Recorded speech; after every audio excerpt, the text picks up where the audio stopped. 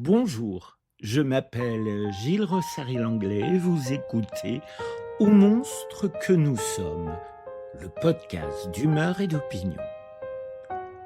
L'IA, la voleuse d'âme, podcast en 4 épisodes.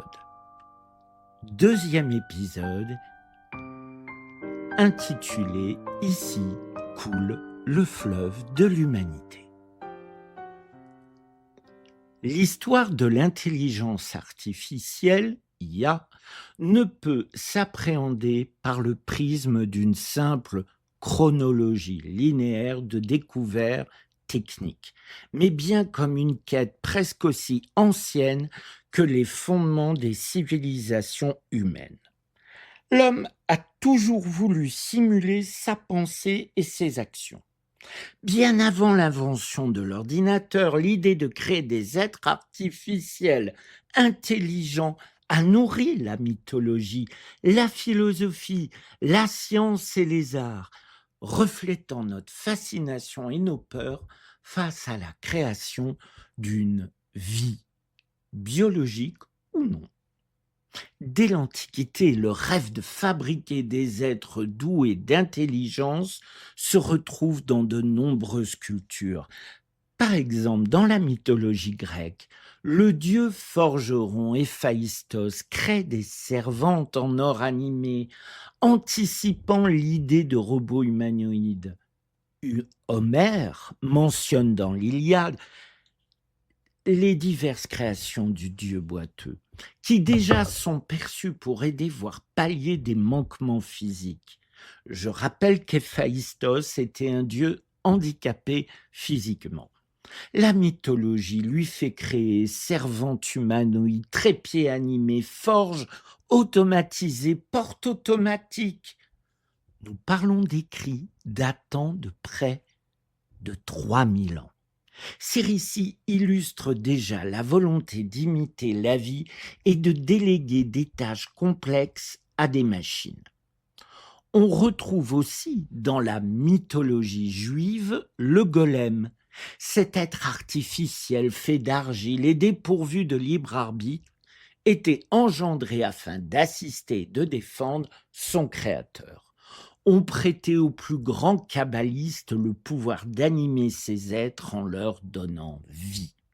Et déjà, les controverses sur ce genre d'actes naissent autant dans la littérature talmudique que dans celle des religions chrétiennes, mais aussi dans les folklores. C'est d'ailleurs autour de ce mythe qu'encore de nos jours les délires antisémites propagent les rumeurs d'enlèvement perpétrés afin de réaliser des rituels impies. Après des milliers d'années, on continue à réagir de manière aussi délirante sur un mythe. Oui, un mythe. On justifie de perpétrer le pire que la haine des hommes puisse engendrer pour un mythe, une légende, une comptine, un simple fantasme. L'être humain n'a définitivement pas besoin de l'IA pour se détruire. Avant la création de tout IA, l'humain tuera près de 6 millions de juifs, car certains croient en la légende que pour donner vie à leur golem, les juifs kabbalistes auraient besoin de sang et parties de corps humains. Je vous demande de méditer sur cette phrase que je viens de vous formuler. Je la répète.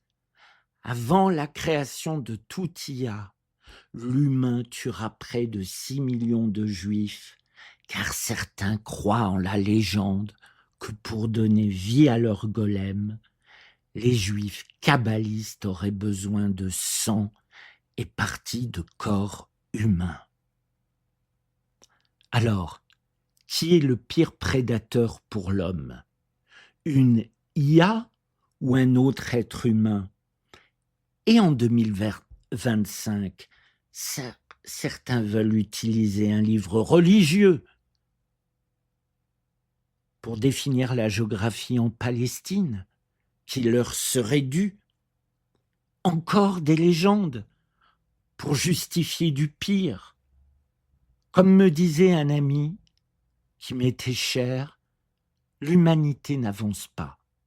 Il faut juste faire attention qu'elle ne recule pas trop. Plus tard, le Moyen Âge et la Renaissance voient apparaître les premiers automates mécaniques sophistiqués, souvent considérés comme les ancêtres des robots. On peut citer par exemple le canard de Vaucanson du XVIIIe siècle. Cet automate était capable de cancaner, de boire, de digérer même. Pour la petite histoire, ce canard sera volé de manière mystérieuse et ne sera jamais retrouvé. Et pourtant, il va devenir un des symboles de la pensée des Lumières. Je pourrais aussi vous parler des créations plus anciennes d'Al-Jazari au XIIIe siècle, qui déjà conçoit l'ancêtre de la machine à calculer. Et cela il y a presque 900 ans. Ces machines, bien que purement mécaniques, incarnaient le désir de reproduire des mouvements et des fonctions humaines de manière autonome. Mais le véritable tournant vers une approche scientifique de l'IA a lieu au XIXe et XXe siècle. Le mathématicien George Boole, qui est né en 1815 et est mort en 1864, pose les bases de la logique mathématique qui permettra plus tard de formaliser le raisonnement. Il est le papa, vous savez, de la fameuse approche binaire, vous savez, le 0 et le 1, sur laquelle on pose encore le fonctionnement de nos ordinateurs, certains en tout cas. Cependant, c'est au XXe siècle que les concepts modernes prennent forme. En 1936, Alan Turing invente le modèle théorique de la fameuse machine de Turing capable de manipuler des symboles et de simuler n'importe quel algorithme. Ce génie sera sacrifié sur l'autel de la laideur humaine. Il subira les pires tourments, allant des humiliations, des internements, de la castration chimique et j'en oublie. Son crime ? Être homosexuel.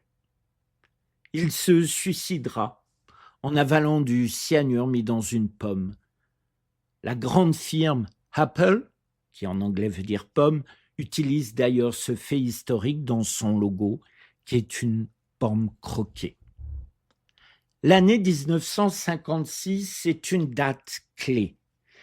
Lors de la conférence de Dartmouth, le terme intelligence artificielle est officiellement inventé par le chercheur John McCarthy et Marvin Lee Minsky.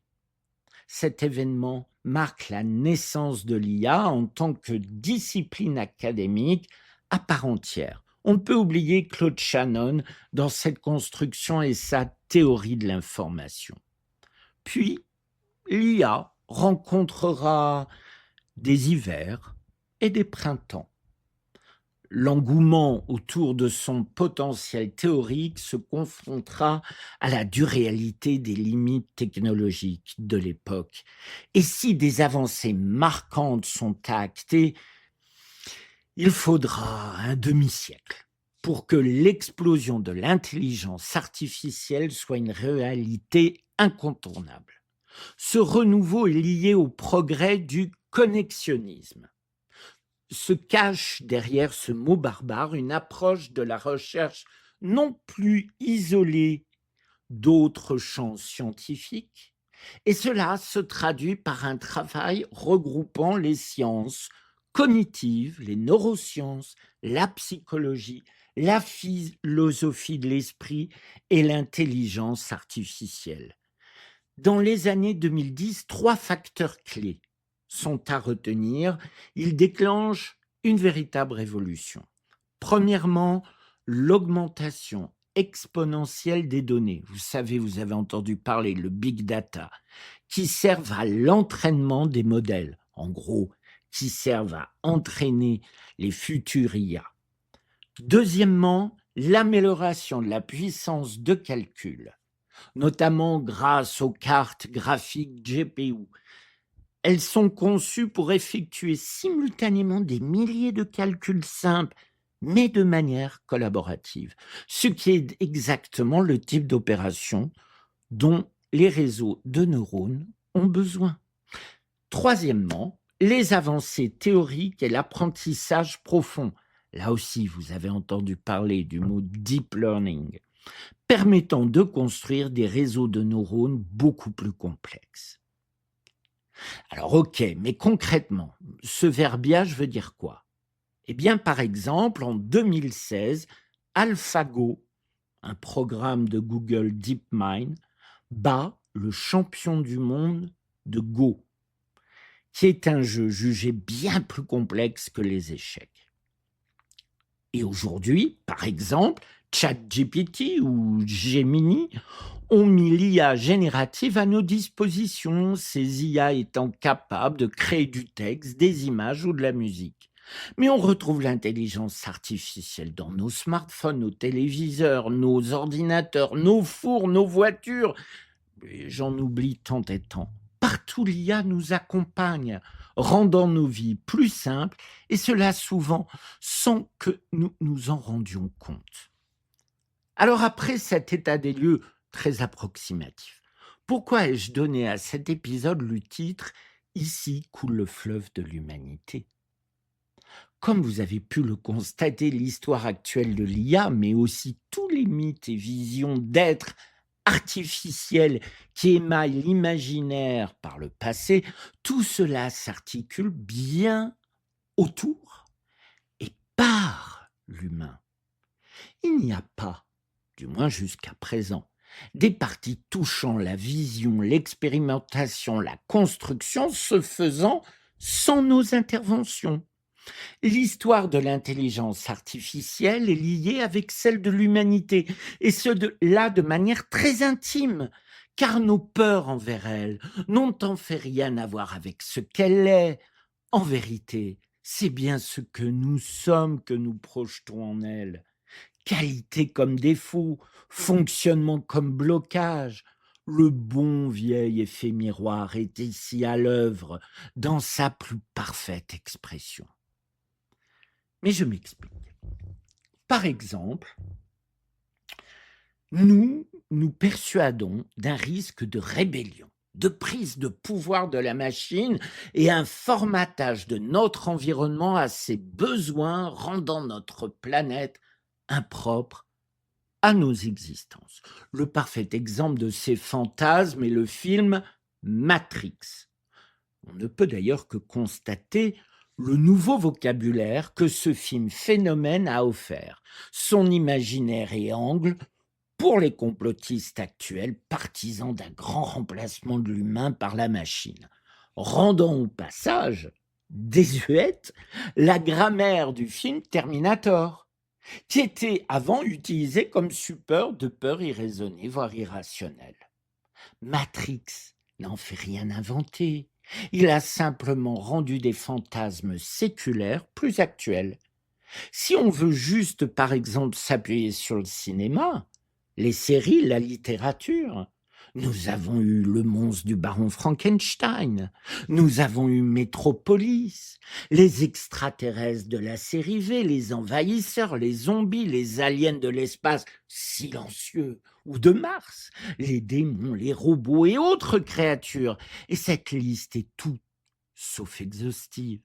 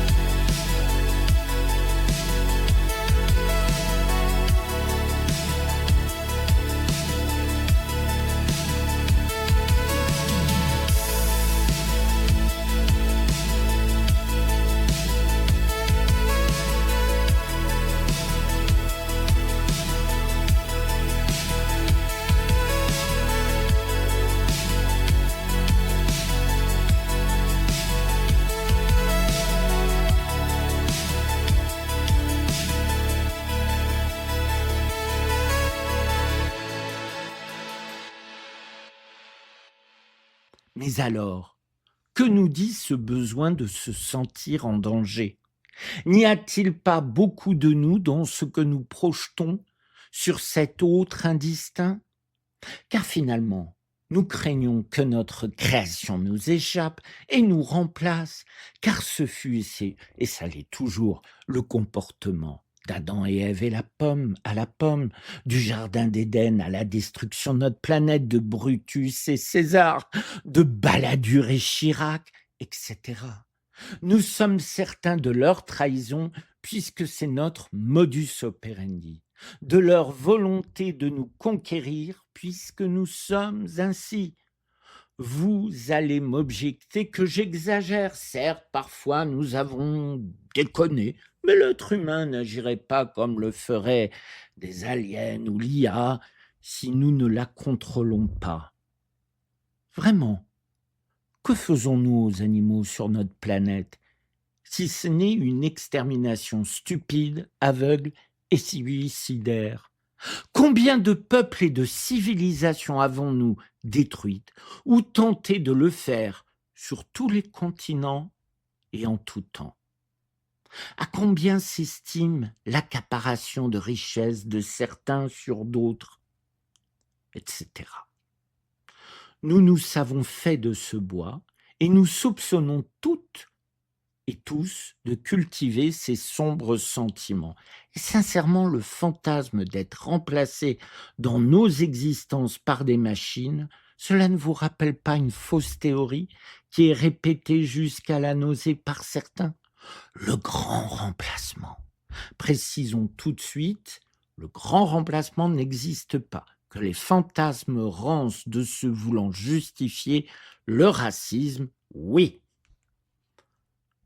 Ce que je vous dis ne vous plaît pas?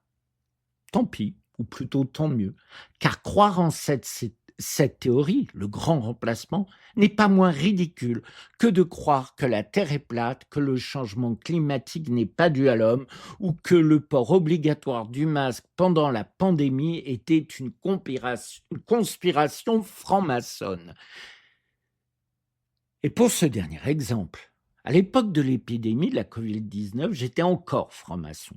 Et je peux vous dire que toutes les obédiences ont été durement impactées par les obligations sanitaires. Alors arrêtons les conneries. Et dire que les Noirs, les Arabes, mais aussi les musulmans ou les LGBTQIA+, ou que sais-je, vont vous remplacer est de la même souche que cette hantise envers l'IA. Infondée, irrationnelle, dangereuse. Dangereuse car oui, il existe certains problèmes et risques avec l'intelligence artificielle. Mais si notre seule grille de lecture envers ce sujet est une peur irraisonnée, il y a fort à parier que nous allons vers de graves problèmes et non ceux qui cristallisent notre attention actuelle. Un élément central de l'IA est son apport en énergie. Car si les microprocesseurs sont fabriqués encore en partie par l'humain, des usines entièrement automatisées sont en train d'émerger.